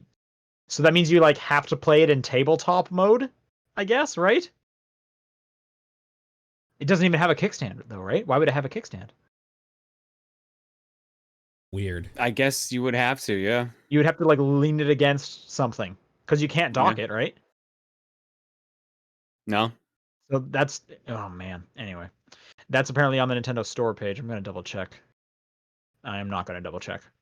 Keep up on that fast. Yeah, well, because I don't want to search this entire store page. Yeah. Yeah, no, I had heard a similar report about like it's not going to be the best situation for the lights. That's about it. But they also said there were going to be a couple games like that coming out at some point. You would just think Nintendo would prioritize the light. Like, make I'm sure still not sure how the Galaxy mechanics work at this point, since it's not directly pointing at the screen this time, I'm assuming. Is it just mapped to the right stick? Yeah, probably. I mean, how's Flood going to work without analog triggers? That's another question that people have been asking. We'll see. All right, Paul, you put these next couple in there. Why don't you walk us through it? Yeah, I just thought this was kind of interesting. So during the Gamescom stuff, apparently the executive producer for Doom Eternal said, it's important that we want the DLC to reach as many people as possible. You don't even need to own Doom Eternal to buy the DLC and play it. So apparently that DLC standalone. I just thought that was kind of neat. Sure. Yeah, I don't know why you would buy the Doom Eternal standalone DLC. Yeah. Maybe it's going to be like, so because maybe they'll release that on like next gen consoles or something. I'm wondering too. Yeah. It is called I don't know. The Ancient Gods or whatever Part 1. And apparently the scope of the DLC is big enough to be basically an expansion, they're saying, with the two parts together. So maybe that's why it's just going to be like a big thing. Maybe you installed... No reason not to, right? Yep. For sure. It just opens it up to more people, so why not? Yep. Agreed. This next one, Vlambeer on 10th anniversary is up right now, and they are calling it quits. Vlambeer is the indie company that kind of like started doing stuff really before the big indie apocalypse happened years and years ago. Best known for Super Crate Box and Nuclear Throne, also a few other smaller things, but They do luck browsers. I don't think they did Luft Browsers, did they? Or maybe one of them did Luft Sure. browsers. They did Ridiculous Fishing. They did Ridiculous Fishing. Vlambeer is 2 people. It's Rami Ismail. Rami Ishmael was more the like public-facing one, and then I don't even know the other guy's name. Jan Nijman or whatever. Okay. Nijman? I don't know how to say his name properly, so I apologize. Yeah, so apparently they are finishing whatever game they're working on now called Ultra Bugs. So that's still coming. But they've been wanting to like kind of disband for a while because they kind of both do their own thing anyways. No point in having a quote-unquote studio. So they just decided, hey, 10th anniversary is a good time to just say that we're calling it quits. And they are. Yeah, they both, or again, Rami was the more public-facing one, so I was seeing his tweets. He was like, this is not sad tears. I'm just happy this thing was a success. And yeah, we're just in different parts of our lives. So it's just bittersweet. Rami is honestly more of a PR indie person than he is actually like making games at this point. So like he's working with so many people in the industry that this makes sense. Like I guess they've both been working with a whole bunch of different people for different games and stuff. Yeah, so. I mean they're going out on a high note. It's just kind of weird to see this because usually when studios close, it was some weird, telltale explosion or something, or someone got bought by something else. This is just like, no, we're just good. We're just doing other stuff now, and it's like, okay. Yep. I don't know how to feel about this. Yeah, kind of weird. So good for them. Yep. All right, what's this one I put in here for Xbox? Oh, Xbox is going to make an appearance at the Tokyo Game Show this year. Oh. They are not going to have any next-gen game news, or any new next-gen news is what they have said. Why not? Is my response. You're launching a console. It's not like this is arguably going to be like the last conference before those go out, whenever they do. You would think they want to take every opportunity they can. It's got to be because of the virus. There's like, this has completely messed up any promo plans at this point, I feel. For sure. I just feel like, why not? I don't know. They just, on Twitter, they have a list of what they're going to talk about and what they're not. They are going to talk about celebrating Japanese game creators and games, updates coming to Microsoft Flight Simulator for PC, which, by the way, side note, I was able to install and I have played a little bit of that game. Nice. It runs poorly on my machine. Oh, Japanese Minecraft community creativity, showcase broadcast in Japanese only. Okay, that's a bummer. Anyway, and then they will not be talking about new next-gen news. That's kind of big news, though, because Japan doesn't give a shit about Xbox, so it's kind of cool that they're making a push. Or trying. It's just a shame that it feels like this generation that's coming up is just starting so flat because of everything.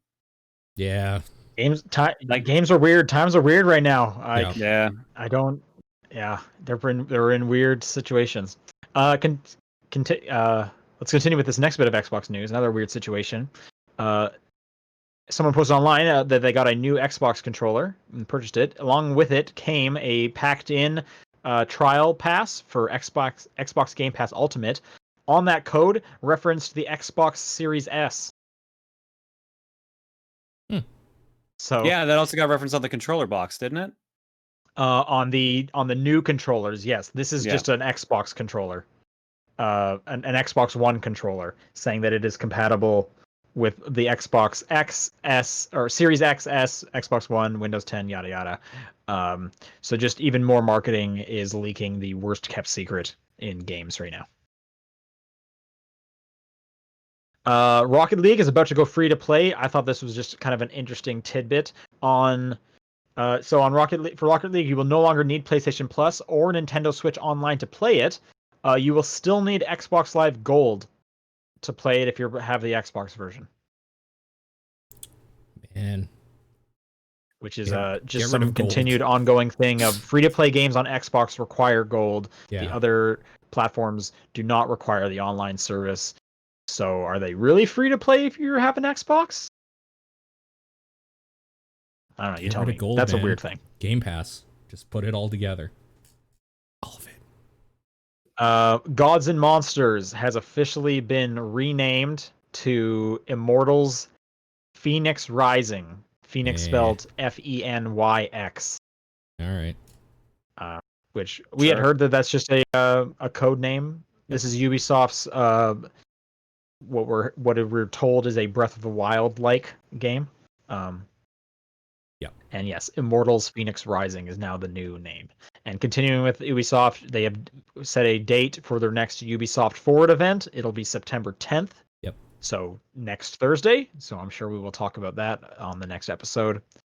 And I think they even mentioned what they're going to talk about. They are going to discuss Watch Dogs Legion, Hyperscape, Rainbow Six Siege, as well as Immortals Phoenix Rising.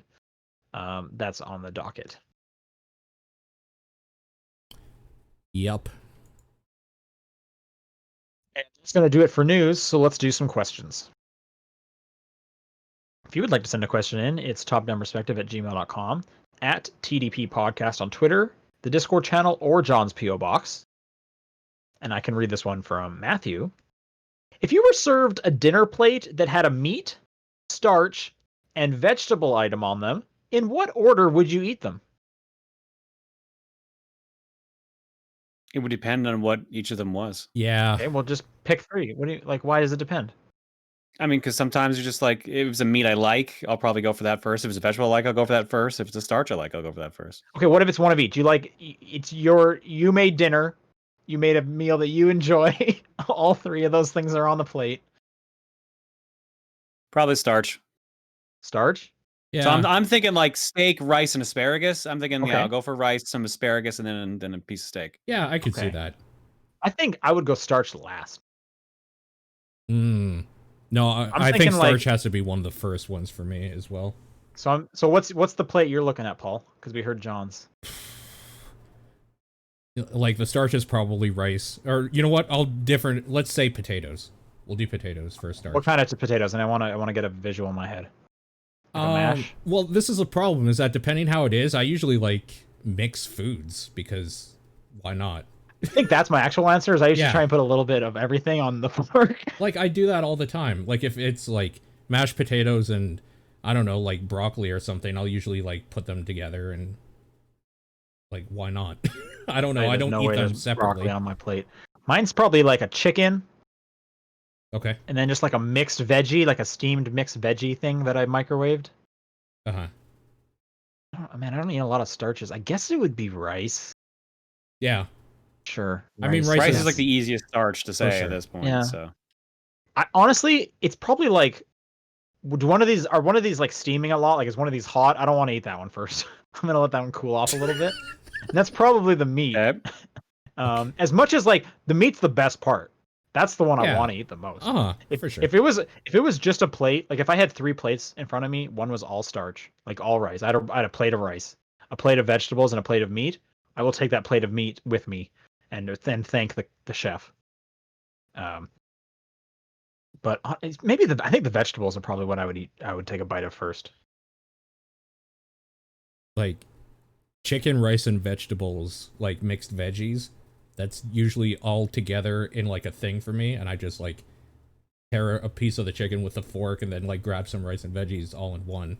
Like I don't know what this eating separate things is. That's why I was thinking like potatoes, like maybe quartered potatoes or whatever, stuff that you couldn't easily fit everything under one fork.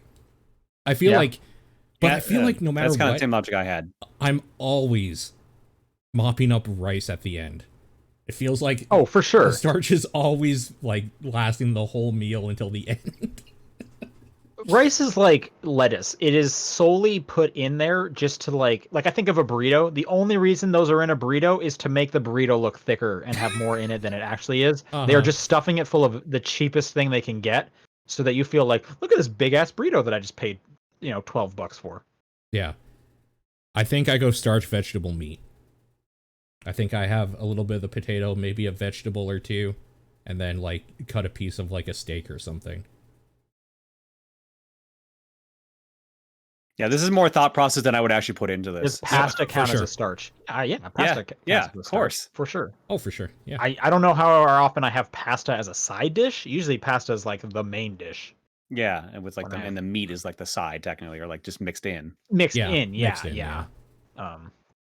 That's why it's like hard, because you usually just, depending what the food is, you have all of them or two of them at a time, generally. All right, Edgar Allan Flo writes in and says, if you could choose any game that has never gotten a reboot/sequel to get one, or if you could choose a game that's never gotten a reboot or sequel to get one, what game would it be, and who would you have as a developer? Mine is Shatterhand for the NES, developed by WayForward. I mean, mine would be God Hand, again done by the same team. WayForward developing any NES reboot, I think, is like probably a good thing, honestly. Alternatively, Yacht Club Games, which is former WayForward devs. Yep, very true. Oh man, a God Hand reboot would be so fucking good. Holy shit. Never happen. It's never gonna happen. It will definitely never happen, but yeah. Yeah.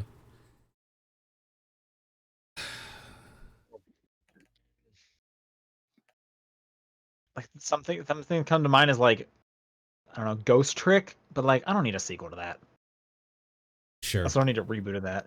Maybe like Hotel Dusk, but that did have a sequel, but only like Europe got it. I just kind of want to play that. Rasterman says Gex. Oh man, Gex. Oh god, no. Some things can stay in the past. Bubsy and Gex can stay in the past. Gex. I think Conker's Bad Fur Day had like a reboot, didn't it? Yeah, that was Live and Reloaded on the original Xbox. Didn't it have a somewhat recent one, like another one on like the 360 or something? No. There was that Project Spark Conker's Bad Fur Day content that people were mad about. Yeah. That might be what you were thinking about. Yeah, that's probably what I'm thinking about. What a weird People thing. were very mad about that, yeah. That was so weird. I don't know. Make another Asura's Wrath. You could easily make a sequel to that. And same dev.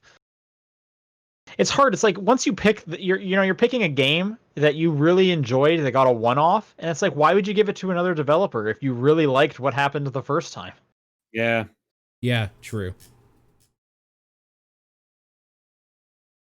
I guess it's like, because if you're going that far back, maybe the developer doesn't exist anymore. All right, next one comes to us from Cody. What is your preferred scale for rating games, i.e. 10 out of 10, 5 stars, buy, rent, pass, etc.? I usually use 1 to 10. Yeah, 1 to 10 is easiest, just to kind of like say, yeah, this is whatever out of 10. I really like the buy, rent, pass sort of thing of just like, yeah, it's fine, rent it. That doesn't exist anymore. Like you can't. Yeah, renting doesn't exist. Yeah, technically. Also, when you put in subscription services, what does that even mean? I know, it's weird. I kind of don't like just rating games necessarily on a scale. That's why we talk about them every week, right? Well, I kind of like 5. I don't really think you need to get more granular than 5. Yeah. I mean, personally, at the end of the day, reviewing games is completely subjective. So, yeah, for sure. For sure, yeah. But again, that also so many factors come into rating these. Because if the game is on Game Pass again, or if it's on some subscription service that you have access to, it's does the rating even matter? It doesn't. No. Are you mildly interested? Just download it. Yeah.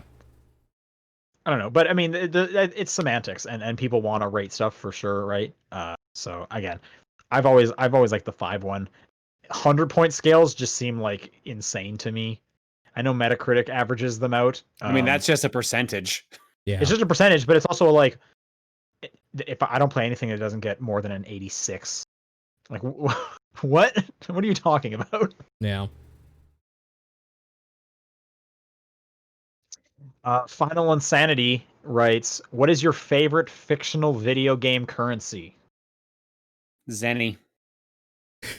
Zenny. I didn't even think of that many. Yeah, Zenny comes to mind. I really like video game currency that has real world value.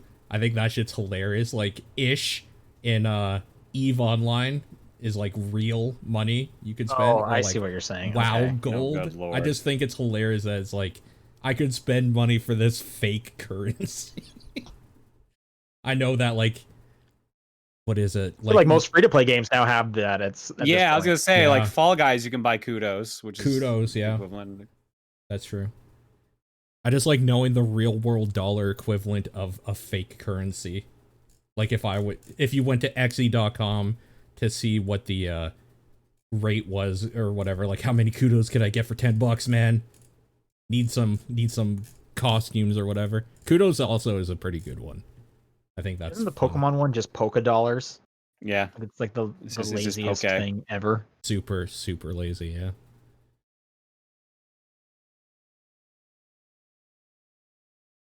Do you have one, Sean, or nah? Or did you say one? I don't know, Poké Dollars, I guess. Or, yeah, I can't really think of a ton. Fair. VGC Kenny says, do you think certain challenges in video games should come with a Taskmaster mode where you can see a successful run of it to learn what to try and do? Taskmaster as a Marvel character of the same name, you can emulate something perfectly if he sees it. Who can emulate something perfectly if he sees it? It sounds like a no-brainer. Sure, why not? Yeah. That SNK 40th anniversary collection actually did this, where it straight up had a playthrough of the game you could watch, and then you could press a button and take over the playthrough at that point. Nice. So that like features like that are really cool. So I would say, yeah, that would be amazing. Yep. Or fighting games have started doing this, where they want you to do a combo and they specifically show you like at what times the button input needs to be pressed and like what the character is doing, and then you could like slow it down. I think some of the Mortal Kombat's recently. Yeah, Mortal Kombat's tutorial has been usually pretty good. Yeah. Yeah.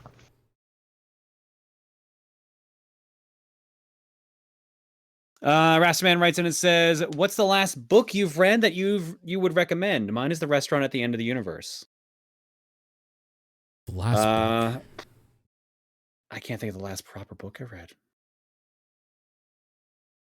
I'm reading some comics lately. I'm reading the final issues of Sex Criminals, which is a pretty funny run. Yeah, that's good actually. That's a good one. Yeah, they wrapped up recently. If you haven't heard of Sex Criminals, it's these two characters that whenever they have an orgasm, time stops, so they decide to rob banks. And so yeah, it's a pretty funny run. And also, I just finished watching Harley Quinn. Again, cannot recommend that enough. And it made me want to go back and do some other Kite Man reading. There's a pretty enjoyable arc from a couple years back called it was a Batman arc called The War of Riddles and Jokes that has a Kite Man backup throughout it, and that's pretty enjoyable, so I'd recommend that. Sure. Yeah, I don't really have anything I'd really recommend. I'm like pecking through some Sherlock Holmes stories now. That's about it. So second part of Rasterman's question. Oops, sorry. No, that's fine. Second part of Rasterman's question, just like Pokemon Masters EX, what other video game, books, and movie titles could mean something different just by changing the placement of the spaces in it?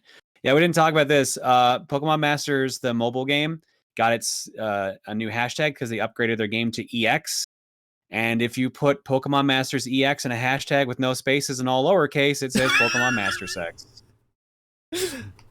Gotcha. Yeah. Yeah. I don't have an answer for this. I just think it was worth telling everyone about Pokemon Master Sex. Yeah, fair enough. Die Hard. Done. That's the porn title. It's almost always like turned into a porn title.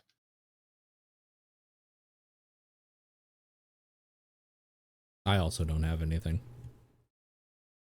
Lineback writes, I was listening to an old TDP episode where Sean asked John this, now that a few years have passed. How many Fast and Furious films do you think will be released in your lifetime? Oh, Jesus Christ. What are we at now? 9? 9 numbered ones. Yeah. Yeah, 10 with Hobbs and Shaw. Yeah. That game just came out. Apparently it is extremely bad. Yeah, I heard. Go figure. Fast and Furious Crossroads. Poor Vin Diesel, man. That guy just likes video games so much. Yeah. But he keeps getting shafted on his products. Yeah. Yeah, so we're at basically 10. I don't see it slowing down. Like it has been speeding up the last few years. Now that we have the offshoots as well. I feel like we got another 5 before something happens to Vin Diesel, and at that point, that's it. I feel like they're too big to stop when like Vin Diesel says stop. I guess it depends on what happens to everyone. So I don't know. So you think the last one, Fast and Furious 15? I'll say.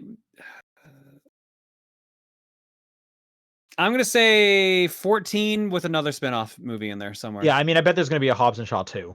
Yeah. I bet also wouldn't be surprised if there's a third Hobbs and Shaw, to be perfectly honest. Do you think they keep going with the numbers after 9?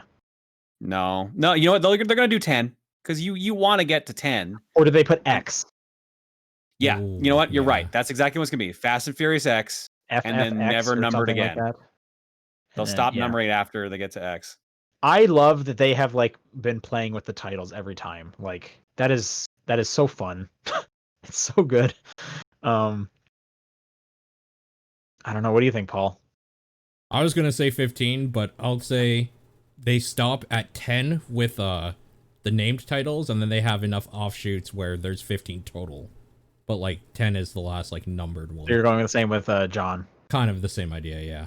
A whole bunch of just like side stories. All right. I want to say like there's gonna be over 20. I bet easily there'll be over 20. There could be. And the numbers are gonna get weird. Like there's gonna be like Fast and Furious 2000. Yeah. Ooh. Like they just do like maybe or like they do like I don't know, Fast and Furious 2099 where it like takes place in the far future and some shit like that. And then that's a whole series onto itself. Yeah. Yeah, I'm with Sean on that. I bet you they start doing time travel spinoffs. Or even like time jumps. Yeah, there's got to be time jumps and stuff for sure. Like I can just see one where like once Vin Diesel gets significantly older, where he like goes back in time and they do the whole de-aging thing, like with Will Smith in that movie from last summer, where he fights a younger version of himself. Oh yeah. And then they're gonna like reshoot some of the old stuff. Like he has to like stop Fast 6 or something from happening. This is such a good idea, man. I feel like we're running a Crank movie at this point, though. We got one in the chat. Fast and Furious 1650. Yeah, like olden times one. Horses or trains. That'd be pretty good. Just a Western. Yeah, like Back to the Future 3 style. Be pretty good. So good. And another question from Linebeck, also inspired from an old TDP episode. As we have adult versions of Halloween and Christmas, what would an adult version of Easter be like? Wait, what do they mean by adult version? Like sexy time adult, or just like when you're older? Because that's a free meal from your parents. I think it's when you're older. That's so I'm going to assume, because otherwise it's just like, everything's just naughty, which really there's no limit to that. True. Yeah. Easter's just when we get together for a good dinner. I think it still involves chocolate though. Like, yeah. I think adult Easter is just the day after Easter when all the Easter candy is on sale. Kinda. That's what adult Easter is. You go to like the Shoppers Drug Mart, you buy a bunch of bags of candy, and then you watch movies. Shoppers Drug Mart. This guy's Canadian, am I right? Yeah, waka waka. That's similar with Valentine's Day. You get all the chocolate, and Halloween. You get the chocolate on sale the day after that for sure. And then when you have kids, it's like all about hiding eggs and doing fun stuff for them. It's more of so. What does your guys' Easter look like? Dinner like right now. What? Just a family dinner. Just a nice dinner. Yeah. Yep. Mine is I get like a card. No, what do I get? I definitely get a card. I think sometimes my mom will send like a like a funny mug or a silly like baby chick, like a live baby chick. This got dark, man. No, like a stuffed animal that's like a baby chick that she thought was funny that she saw. Sure. Stuff like that. That's basically what my Easter is like. Yeah. Adult Easter's pretty lame. Yeah. Adult everything is kind of I lame. I think that was the point, though. That was the point. Was like, it's not all the fun shits when you're a kid. Totally. Yep. That is true. Then what do we have to look forward to, man? Being able to spend the money to do whatever the fuck we want when we want. But we don't have the free time, you know? Youth is wasted on the young, you know what I'm saying? It's deep, man. It's deep. Yeah. Damn. Suku asks, do you listen to any other podcasts? Oh yeah. I used to listen to the Giant Bombcast. I haven't done that in a while, though. I still listen to pretty much all of the Giant Bomb podcasts. I don't listen to any video game stuff at all anymore. Only comedy, some interview podcasts here and there, and a podcast that some of my buddies do. I listen to My Brother and Me. I listen to This Is Only a Test, the Tested.com This podcast. is the Sean Point Radio I listen to. Yeah. Yeah. The Worst Idea of All Time podcast is very funny. If you want to listen to two guys watch Grown Ups 2 every week for a year and then talk about it, that's a good podcast. Yeah, I listen to a bunch of podcasts. I like podcasts quite a bit.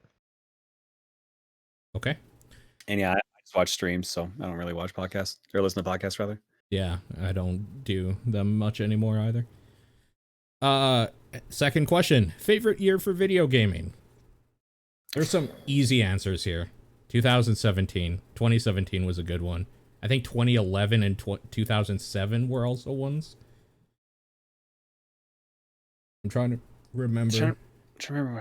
I'm trying to think of answers from like my childhood. So I'm like 2000, 2001. I think the Game Boy Advance era, the N64 and GameCube era. Yeah. I would say 2001. 96 is like the famous one, right? Was it 96 or 98? 96 would be 98's mine. N64.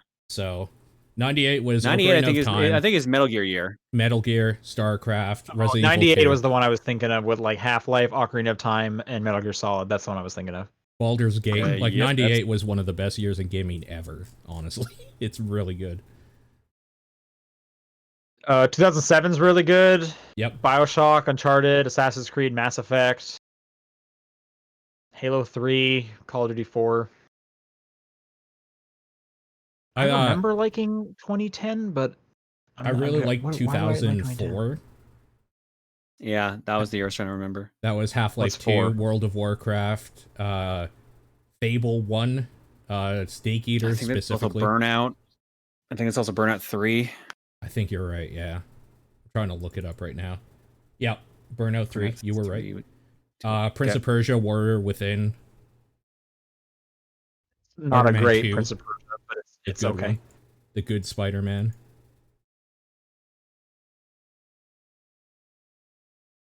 In 2010 had Mass Effect 2. I'm pretty sure BioShock 2 that barely counts. Mm-hmm. I remember 2010 being good, but what else was 2010? Oh, that was Deadly Premonition, which should also mean, shouldn't that have been Alan Wake? Alan Wake.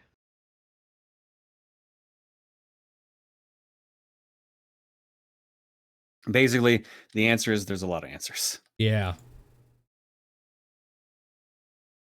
I know 2017 recently was one of a highlight for me. That was a huge year. I can't think of it. Silver. I can't think of a more recent year other than like. The problem is all the answers I keep coming with are the ones where I'm like, oh, I had time to game a lot back then. I mean, yeah, like in my lifetime, 98 was like the biggest one for me personally. Yeah, easily. Yeah. Kick-Ass the Game. You guys remember that? What game? Kick-Ass the Game. Based on the movie. I didn't remember that. No. Now I do, unfortunately. Yeah, Alan Wake. Red Dead Redemption was that year. I like 2010, man. Galaxy 2. We were just talking about that. Blur. Yeah, I remember 2010 being okay. Rinku says, what is your hipster game, aka a game no one ever talks about except for a very small niche audience that you absolutely love? For me, it is custom Robo on GameCube. God Hand. Yeah, I brought it up earlier this podcast. Huge. Yeah, I guess my answer's from the first one. Yes, Asura's Wrath. Sure. That's a good one. Oh, like, I think an episode or two ago, I talked about Little Samson a little bit. Like, nobody ever talks about that. That's one of my favorite games from the NES. That no one could afford it. Yeah, it's shit's too expensive. Dusk. No one talks about Ghost Trick. Yep. Those are both good answers, I think. Yeah. No one talks about Professor Layton anymore, and they should. That's because there hasn't really been any new ones. I know. There was just there was a re-release of Catriel. That's about it. Yeah.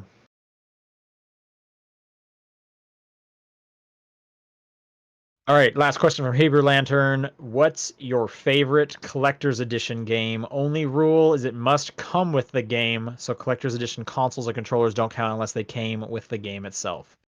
Oh shit. Okay, I need to look something up then. This is hard for me because I don't do a lot of collector's editions. I stopped getting them with the Renegade edition, which was super dumb, but that might be mine.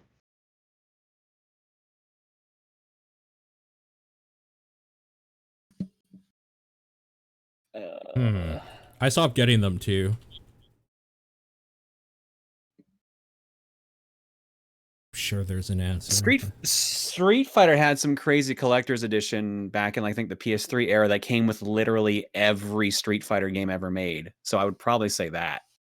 Yeah, collector's editions that like give you more game or something kind of like cool. I definitely liked like the collector's edition for Guns of the Patriots Metal Gear Solid 4 came with like a Blu-ray of like the making of that, and like I like that sort of thing. I mean, in terms of things really that about, like the ones that come with like a figure, because I don't got space for that. The one I always think about is, do you guys remember the Dead Island one? That's just like a half-naked torso.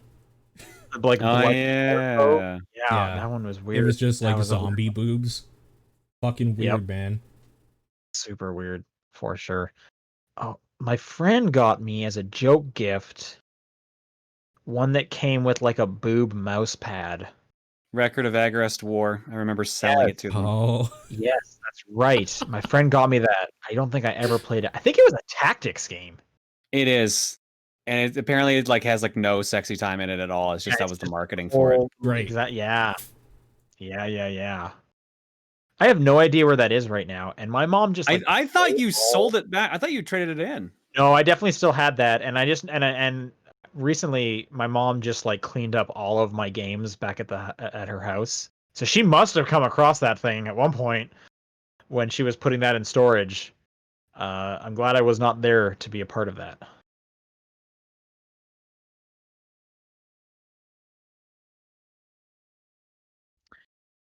That's going to do it for questions. If you want to send in a question for next week, it is topdownperspective@gmail.com, at TDP Podcast on Twitter, the Discord channel, or John's P.O. Box. What's your game of the week? Fall Guys. This is such a hard one, man.